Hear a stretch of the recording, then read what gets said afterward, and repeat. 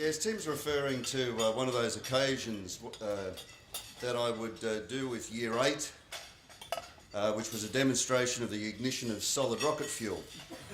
Sadly, you can't do that in schools anymore. There's this thing called OH&S that really gets in the way and has sucked all the fun out of education. But there was this one particular time where we'd organise it for the last period of the day because when you ignite, I won't tell you what the ingredients are, but when you ignite solid rocket fuel, it actually forms a small mushroom cloud similar to a mini nuclear explosion. The heat flash throughout the entire room is just stunning, particularly for young boys. And so it needs to be done at the end of the day. You evacuate, you have to then clear everything out. Smoke rises up from the school. We allow the local fire departments to know they don't need to respond. But on this particular day, there was a particular heat flash, and it took off both my eyebrows and the hairs off both arms because the technician had forgotten to tell me that one of the ingredients was fresh out of a jar, had not oxidised as much, and it was actually Jerry Dixon, not David, but Jerry Dixon came to me afterwards, who'd been in for the demonstration. A Scottish fellow said, "I've really got to hand it to you, Tony, but I couldn't do it myself."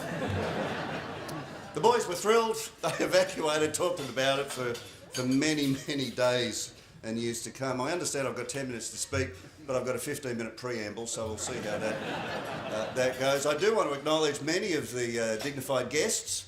As I look around the room, Tim's already mentioned that there's a group of us that all shared the common room at Trinity Grammar School many, many years ago under the leadership of Rod West. I can see Graham Anderson over here, and there's Philip Heath directly up behind, Tim Wright, of course, myself. We're all on the staff, and there have been other heads that have come through Trinity over those times. But it would be fair to say that many of us are here today because of the leadership of Rod West, the influence of the Christian culture of the school, the embracing of Crusaders in that time, and because of the chaplaincy and the biblical studies ministry that was going on within the school. And that has informed each of us as heads, and you'll see within the schools for which we're responsible, whether it be Arden or Shaw or Barker or the King's School, there is a very strong emphasis of Crusaders in our schools, as there are with many others.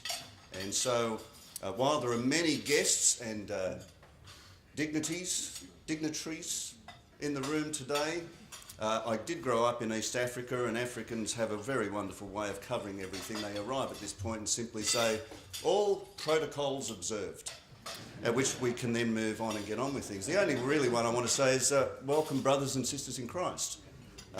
We all share together. We all share together in a wonderful ministry in all different kinds of capacities as governors and members of boards and staff and students and former heads even. When I look at former heads of the King's School, and we also have governors of the King's School here, but all together we celebrate and minister together as brothers and sisters in Christ. Now, on the invitation, it was very handy. I brought my invitation with me just to be reminded that I'm actually addressing this group on the sensitive spiritual climate in Christian schools today. We could be here days later, so I thought what we might do is just share a story and try and weave a story that has brought us to the point today where I do think we are struggling with a serious identity crisis. So bear with me as we go through this brief journey. I think it begins with the French Revolution. So 200 years ago, at the end of the 19th century, the French Revolution, which brought with it liberty, fraternity and equality, really turned the history of the world on its head. Because we took away the authority of the state, we took away the authority of the church, and we turned that back to the authority of the people. And with that became a whole new world that essentially spawned the beginning of the era we call modernity. Now, at that time, the King's School was being conceived of. The King's School that actually opened its doors in 1832 was actually the King William IV in 1831 that thought it would be a good idea. But prior to that, It was following the end of the Napoleonic Wars that many returned from Europe back to the UK. In a small place of Hill End in Scotland, there were the Crawford brothers. And the Crawford brothers returned, and it was Governor Brisbane, who was a friend of the family, that actually said to the two brothers, "Come with me to the colonies and we'll start a new world together." One of those was Robert Crawford, who served as secretary to the governor and was involved, I assume, with the governor in some of the plans for a new school within the colony of New South Wales. He subsequently sent his son to the King's School in 1836. That boy was Robert Crawford Jr., and he was the 156th student of the King's School, standing on the banks of the new school on Parramatta River. The significance is, for me, is that Robert Crawford Jr. was my great-great-grandfather. It was at a time in starting the King's School, which was, even though we have the French Revolution, it was still king and country, king and the church, working together to found the King's School. And in many respects, we continue with that emphasis today. The King's School began before Marxism and before feminism, and before much of what we have seen in the development of modernity, that challenge between both communism and capitalism. Over the last 150 to 200 years, significant changes.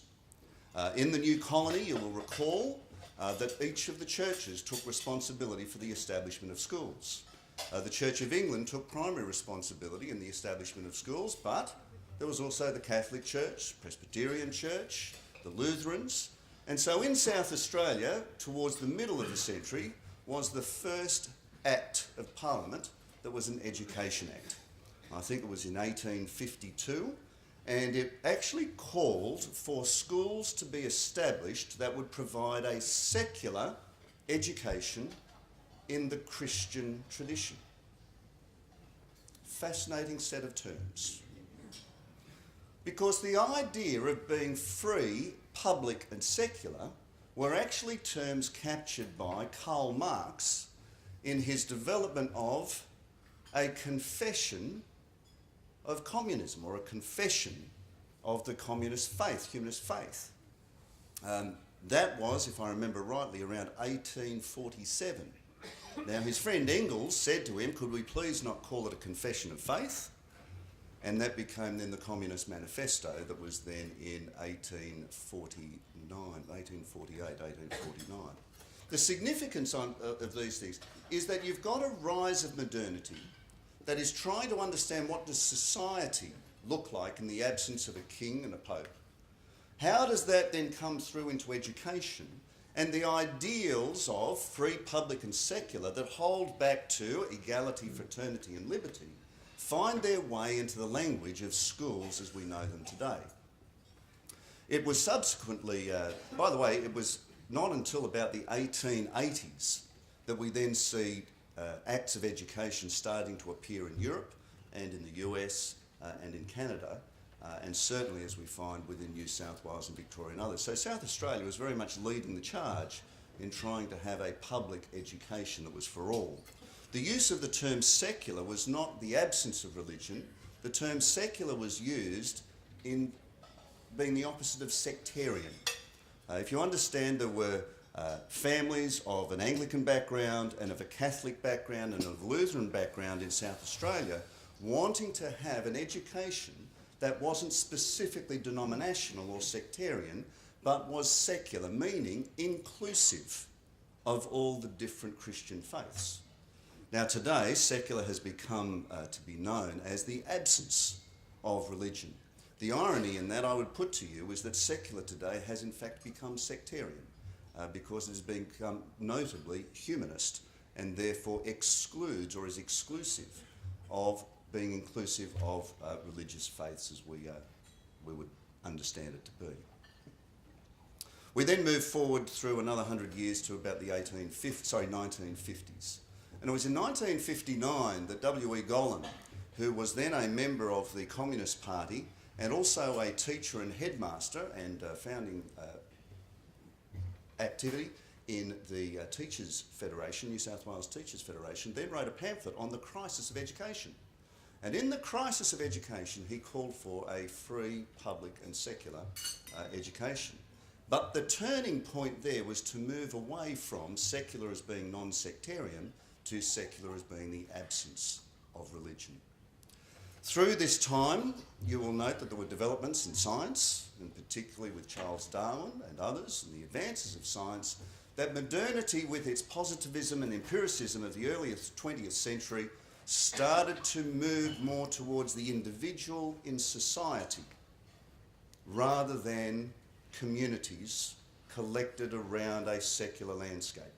Now, where this becomes significant for us is that both Karl Marx and Max Weber were intent on education being the provision of knowledge and skills in children to be units of production in the economy. So both communism and capitalism has the same intent, an instrumentalist approach to education, units of production. And in all of that, this is the segue, in all of that we've lost the people. We've lost the person. We've lost the identity of our children. Now back to me, when I grew up at Trinity, I was growing up in a time when Crusaders was very much about some of the apologetics. How is it that we might convert and become Christian, and from there be able to win those that we know and our friends to Christ? We're very active in camps and so on. But since that time at Trinity, and I've now moved through the point of being an educator and to being a headmaster, there are now significant challenges being placed on schools as to whether religion has any place at all within our schools.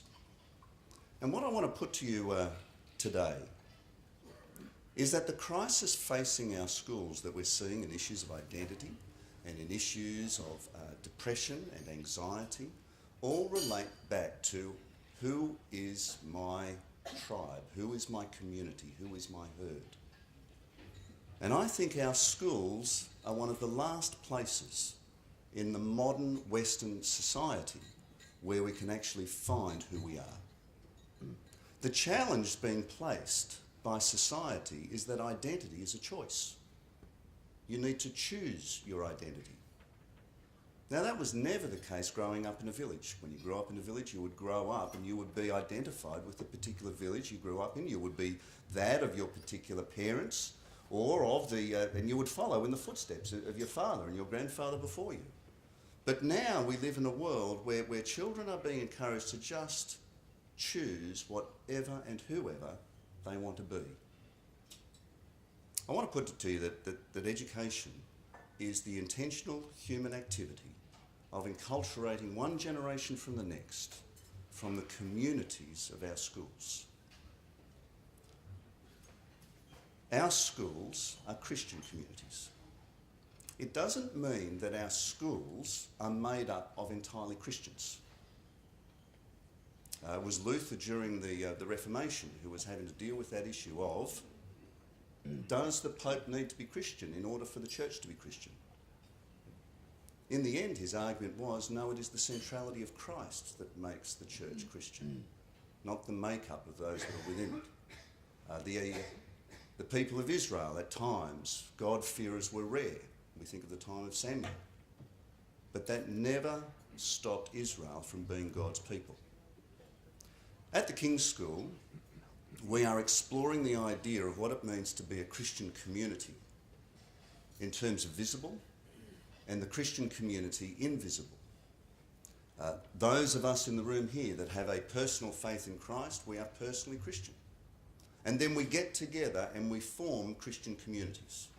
And those Christian communities are open, inclusive. We invite people into our communities, whether they be boys or their families, girls, their parents and our staff. But it is the centrality of the gospel and the centrality of Christ crucified that informs all of who we are. It informs our identity. And within the context of identity, we actually then come to believe. In coming to believe, we then come to know the living God in Christ. What are we to do as heads of schools, as I encourage my fellow heads? We are in a conversation together in this time in society, where society and the individual has squeezed out community. We have a role to be champions of Christian community within our schools. I want to encourage CRU and members of CRU to continue to be that support, that bastion, that leadership in ensuring that our schools remain as Christian communities. Not just providing opportunity for our students to come to know the living God, but to be able to find a relationship with the living God within the context of a Christian community. I'm mindful as I finish that these are the words of Jesus to his disciples on the night that he was crucified in John 13 through to 17, where he said, "You will be known as my disciples." And I'm putting a bit of subtext in here. Not by your statement of faith, not by your 39 articles, not by any other thing than by your love. And as disciples that are living within a community of love, that is where the gospel finds its expression. And as we articulate that gospel, it then finds its roots in the hearts and minds of every child in our care. Ladies and gentlemen who are here to support, thank you for your support for schools such as ours. Thank you for the support of CRU, because CRU is not just the saving of souls, but CRU is integral to the identity of our Christian communities of schools. Thank you.